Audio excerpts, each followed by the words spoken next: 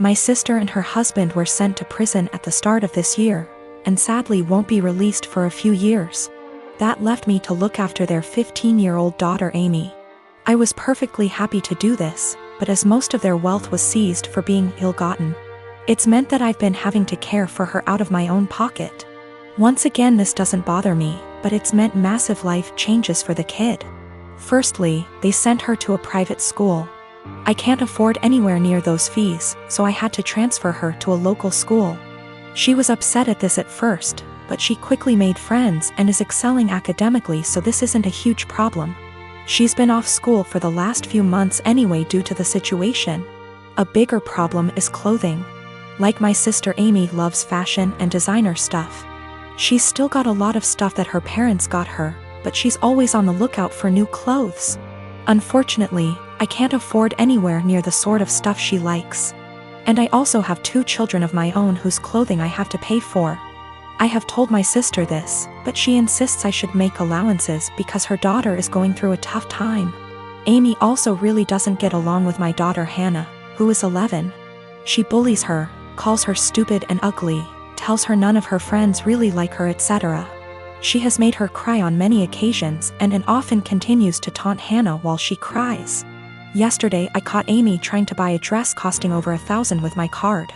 I was fuming and had a long conversation with her. She cried and sobbed that she just wanted one nice thing. My sister called from the prison, and Amy cried over the phone that she hates here and I treat her unfairly. I spoke to my sister afterwards and she begged me to go easy on her daughter because she's still adjusting. I put food on this kid's plate. I buy her whatever clothes I can afford, even if they aren't to her taste. I take her to visit her parents as much as possible. They're held in different facilities. And I do all of that on top of working and looking after my own children.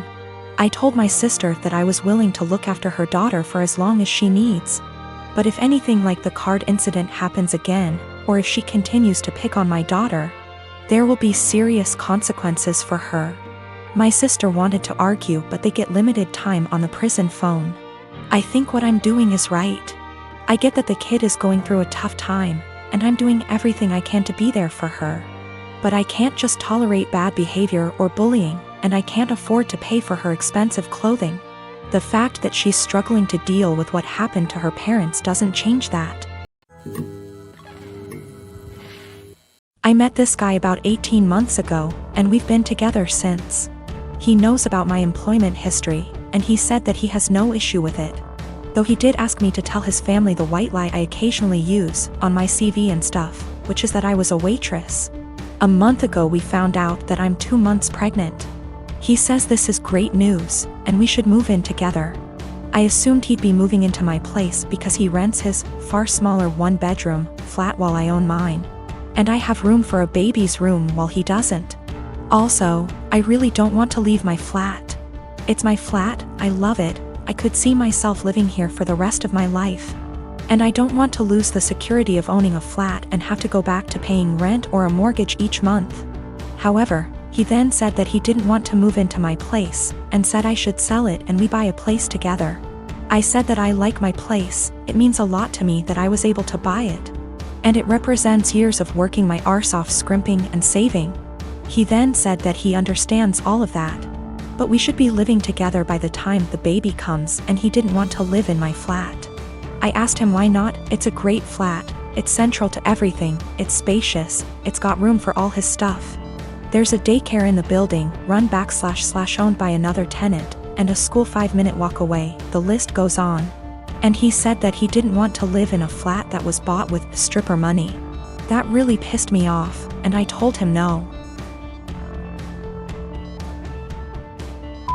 Way am I selling my flat, and that he never had an issue with my stripper money paying for this flat before now. I said I wasn't giving up the security of owning a home for someone who tries to make me feel ashamed about something I don't feel ashamed of. He said that his point is if I sold the flat then we could get a new place with the money from the sale. I said, wouldn't that still be stripper money? And he said that's different, and I asked how. He then said he was going back to his place because I can't talk to you when you're in this state.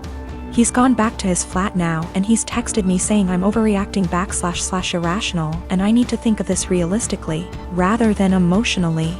He says he wouldn't feel right raising a child in my flat knowing how I purchased it and selling / moving is the best idea of all of us, not to mention the fact he isn't on the deed because it's my place and it would never feel like our place because of this. I feel I might be the arse because I get why he might feel like it's just my place and I feel I'm being too rigid, in a time we need to work together. Plus I spoke to my sister and she sided with him, so 2 out of 3 people think I'm in the wrong here. I dumped him. There was a whole conversation and during the conversation he said he didn't want to be a parent if I wasn't willing to do everything he wanted, including sharing a house / deed, plus staying together. Also, at the start of the conversation I said what a few people suggested, which was that I'd be willing to sell and split the house with him, provided he paid 50%, and he got very, very angry. Very, very quickly. He also said a few other things, how it's all going to pan out just yet, but it looks like I'm going to be a single mother. I am a high school math teacher, and we were creating a schedule for next year and divvying up workloads. I noticed I got almost 50% of the test creation and had 2 plannings missing from my schedule next year, for every one for the other 6 women in my department. There are 8 of us. My department head assigned herself nothing as she is managing and needs every prep. But that's another quibble. I am not the newest and in fact have seniority some of these women, but I'm also not the most experienced, so it's not like these are struggling new teachers who need help. So, I asked why it was divided this way. I was told, well, Ms. Millie is pregnant and the rest of us have families. If you have to stay late, it's no big deal. I can go to my principal and deal with it that way. What they've done actually breaks the union contract. But I really was offended by this. I tried to explain my offense, and they literally stared at me gobsmacked. I actually want to know how to discuss this with them. These are all women who I have previously gotten along with and liked. When the last one, Ms. Millie, got pregnant this year, there have been some conflicts. She is in my grade level. And they made me take on some of her work basically because she had some complications. This I did, but I think planning for me to do more is very different than an emergent health issue. As well as some uncomfortable situations for me, having to participate and buy stuff for her baby shower. When I'm not really into those things, but I did so to not cause waves. A lot of people have advised go to the union, go to the principal, and I absolutely will if necessary. I want to be clear, I'm not worried at all that I'll be forced to work this schedule, but these are my colleagues. Many have been working with me 5+ years, and we have lots of meetings and times together, where it's helpful to get along. So I do try to get along, like the baby shower thing, and be a good work friend and colleague. I just want a better way to communicate myself than I had today. I was entirely shocked and very indignant and just found myself unable to express myself well, and I was hoping for ways to approach that someone with their attitude might understand because I can't empathize with it at all. Myself and viewing the other side is how I always try to look at problem solving. I am 33 female, don't think I'm in the wrong here, but the way my neighbors reacted to me has me second-guessing myself. A few days ago I woke up at 8:30 a.m. and was about to let my large dogs out into my fenced backyard. At the last second I checked my phone and saw that my next-door neighbor Catherine had sent me a text at 1 a.m. telling me there would be contractors in my backyard power washing her house from 8 to 9 a.m. Here's my issue. I wouldn't mind letting them in my yard if that made the work easier. But Catherine never asked, she just told me it was happening, with 7 hours notice, in a text sent to me while I was asleep. It was just by chance that I saw it before I let the dogs outside, and had I not seen it, I could have let my dogs out into my yard with contractors already in the yard. One of my dogs is a very fearful dog, and while he has never bitten anyone, that is only because I work extremely hard to protect him from unwanted encounters with strangers, advocate for him and his personal space and special needs, and never let anyone get close to him without measures taken to make sure everyone is safe. He is a very loving and special dog, so this is just not a risk I'm willing to take because I want to be a responsible dog owner. My neighbors know this, and they know he's scared of pretty much any person that I don't carefully introduce him to. I also have very clear signage on all the gates. But they told the contractors they could go into my yard. Didn't ask permission, didn't wait for my answer.